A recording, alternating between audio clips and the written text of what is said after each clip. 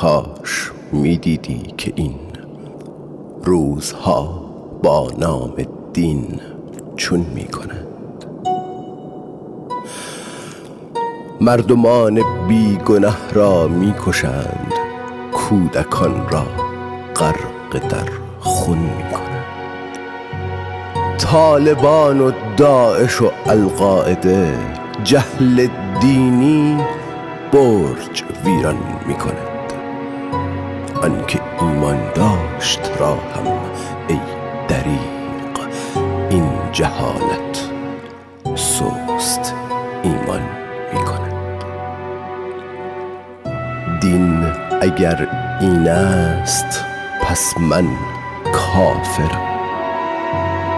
کافرم من مسلمان نیستم. گر مسلمانی به قتل و غارت است، ملحدم من اهل ایمان نیستم.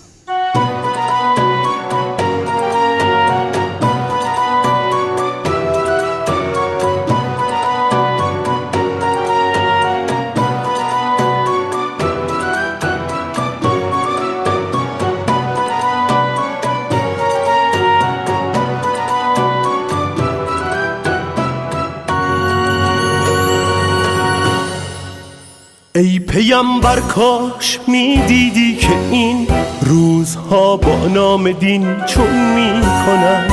مردمان بیگنه را میکشند، کودکان را غرق در خون میکنند. دین اگر این است پس من کافرم من مسلمان نیستم. گر مسلمانی به قتل و غارت است، ملحدم من اهل ایمان نیستم. طالبان و داعش و القاعده جهل دینی برج ویران میکنند. آن که ایمان داشت را هم ای دریغ این جهالت سست ایمان میکنند. مغزهاشون بوی گند ماندگی، فکرشان بوی عفونت میدهد. منطق شمشیر اینجا حاکم است، صلحشان بوی خشونت میدهد. ای پیامبر کاش میدیدی که این روزها با نام دین چون میکنند.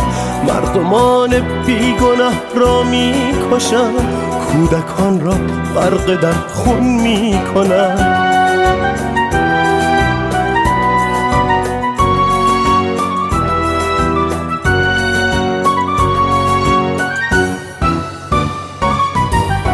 دین شده دکان کار و کاسبی، عده‌ای از این گذرنان میخورند.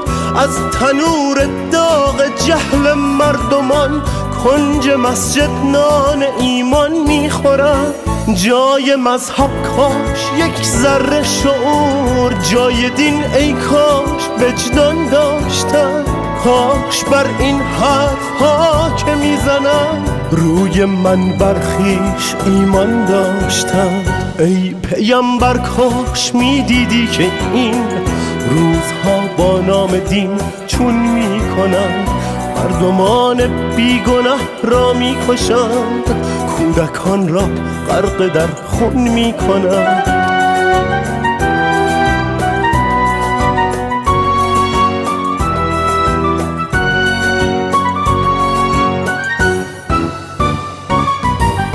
حیرت ها این مغزهای منجمد، جای عالم خیش غالب میزنند.